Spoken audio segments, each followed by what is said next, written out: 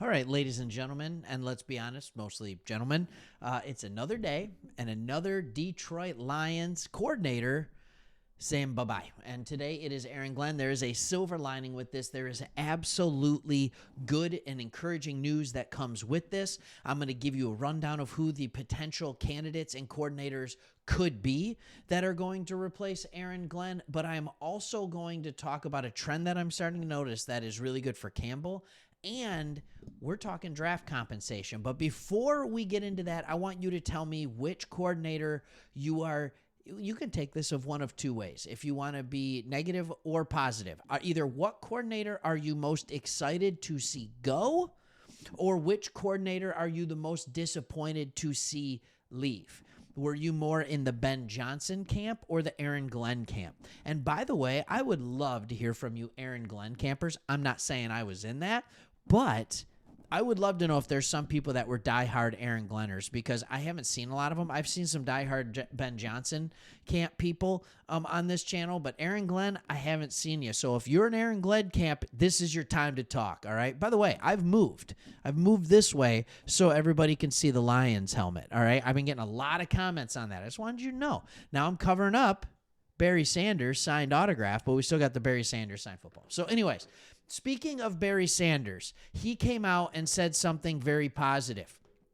On his Twitter handle, he said, "I want to congratulate Aaron Glenn and Ben Johnson on their new post. What you helped the Lions build will always be treasured and appreciated. For fans, I remind you that my trust is in Sheila, Rod, Brad, and Dan is unwavering. They will not rest until the Lombardi," is what he meant to say. He said Lombardi is in the 3-1-3. All right. And by the way, that gives me a good thought on this. This isn't what I was going to talk about in this video, but it is Sheila that owns this team, not William, Clay, or Martha. That's a check in a very positive direction. It is Rod Wood is still here. I understand that. It is Brad Holmes. It is not Bob Quinn. All right. It is Dan Campbell. It is not Matt Patricia. There are so many names in the past that were like, this isn't good. We have the people that are still here. Chris Spielman is still here. We still have the front office fully intact at this point that is able to go and revamp this coaching staff. We've done it before. We've done it in small sample sizes. We will do it again. So we know that Aaron Glenn is going and he is heading to the New York Jets in kind of a almost Dan Campbell-esque type of thing. But here's the good news, and I'm shocked that the NFL does this. They were dangling the carrot to hire more minority owners. The Lions would have preferred to keep Aaron Glenn, okay? But because the Jets are hiring him, the Lions will receive a third-round pick in 2025. That's this year, according to MLive. And in 2026, these are the compensatory picks that get tacked on in the back of the third round. All right, these are the last of what are the really, I think, good picks. I think first, second, third-round picks are really good picks. All right, these are, again, slotted at the end. All right. In the 2021 hiring cycle, the NFL began, like it says, dangling a carrot for teams to develop minority candidates. Teams that lose minority assistants or front office staff to other teams receive 2 compensatory draft picks. That's really good. Like 2 third-round picks, that's tricky. And when you look at our draft picks next year, we have a first, a second, and then a fourth, a sixth, and 3 sevenths. We were lacking. Now, while we still had 7 picks overall, we were lacking in those first 3 rounds. Okay, so you get 2 third-rounders in here, and we would have been in the back end of the third round anyway. So instead of having your normal third and your normal fifth, you get the 2 compensatory picks for the third round. It's like they're not even there. Like it's like you never lost a pick.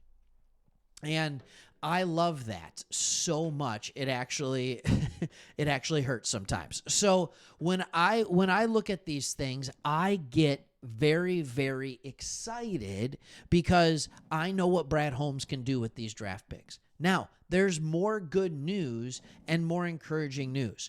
On the offensive side of the ball, we talked about, honestly, 5 internal candidates to come in and fill the role for Ben Johnson. And I thought there were a number of guys that it just made sense to become the new defensive coordinator for the new offensive coordinator for the Detroit Lions. On the defensive side of the ball, there's a couple names that make sense, but there's more external candidates that actually make sense. You see, in the NFL, it is an offense-driven league. So generally, over the last 8 to 10 years, most of the head coach openings, the head coach positions, I would say a majority of them are filled by offensive minds. So you want to develop those internal candidates, but not as many defensive coaches get jobs. Now, this year, it could be different. It could be entirely different because there is that. But that usually also means that there's more names out there on the open market. So let's look at a few of the names that are here. First, you have Kelvin Sheppard. All right? Glenn said it himself that he has been preparing Kelvin Sheppard to be a defensive coordinator. All right? Sheppard, when he first came to the Lions, I remember this story. It was a really cool story. He talked about how he walked in the facility and he was talking about getting a haircut. And Dan Campbell said, "What are you talking about? I want you to be you. All right? You don't need to get a haircut to be on my staff." Kelvin Sheppard absolutely knows the good things that can happen by being around Dan Campbell. All right? He is a rising coach and an absolute clubhouse leader type of guy that could replace Glenn. I think one of the hardest parts about replacing Aaron Glenn is the demeanor and things like that. I don't necessarily think he was the best scheme artist in the world. I really don't. But he absolutely could lead a clubhouse and a defensive side of the ball, and Sheppard could absolutely do the same thing. All right, the next person is Lions cornerbacks coach Deshae Townsend. And this is interesting because you remember originally in year 1, there was fear of losing Aaron Glenn and Aubrey Pleasant, I believe is what it was, as the defensive backs coach. And I think that was year 2 that we ended up firing Pleasant. And I remember Campbell talking about how we can't lose both. Well, Deshae Townsend is the man who has been around. He was interviewed with the San Francisco 49ers for their defensive coordinator job earlier this month. He played 13 years in the league. He's won 2 Super Bowls with the Steelers. He's coached defensive backs at the college and professional level. All right. And the last 3 years, he's had that title with defensive passing game coordinator. All right. This could work. All right. There's Lions defensive assistant Jim O'Neil, and he's very behind the scenes, and you know it because the only picture we have of him is with the Jets. All right. But his work with the safeties this season is hard to ignore. I get that. Kirby Joseph was great. Brian Branch was great. I still would imagine that the most natural move would be Deshae Townsend to defensive coordinator, and then you give Jim O'Neil the entire secondary. All right, but what about external names? This is a hot name, and this name has more, I think this is a bigger deal than we give it credit for. If Dan Campbell goes out and he is able to get Dennis Allen as the defensive coordinator, they know each other from their time in New Orleans. All right, it would be a seamless fit with the defensive scheme. The Saints defense has been, I would say, better than the Lions with less talent over the time that Aaron Glenn has been here. Also, he's a guy that's not a great head coach. We found that out. So he probably could be a long-term solution at defensive coordinator.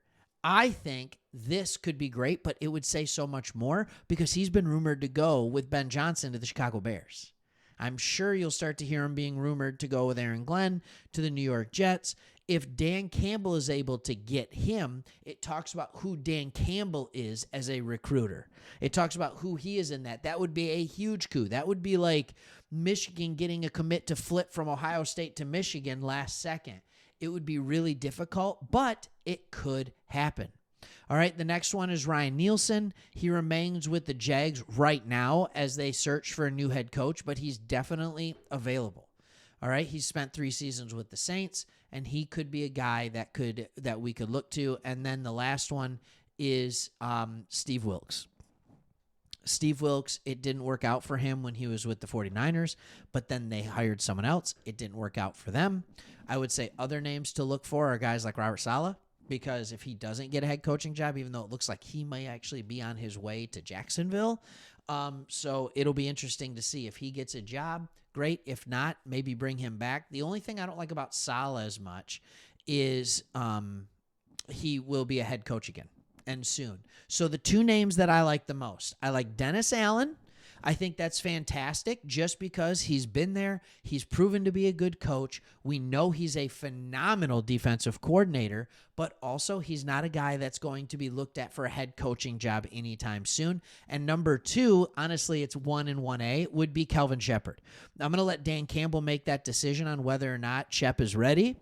And if Kelvin Sheppard is ready and takes this defense to the next height, the only reason I have hesitation on it is not because I don't think he's ready. If Dan Campbell hires him, it means he's ready. The only reason I'd have a hesitation on it is because within 2 or 3 years, if the defense plays well, or even within a year or 2, he will be a hot commodity on the head coaching block. So I would like to have some retaining of these coaches so we don't keep getting pilfered every single year. So good news is, again, there's a ton of coaching talent available.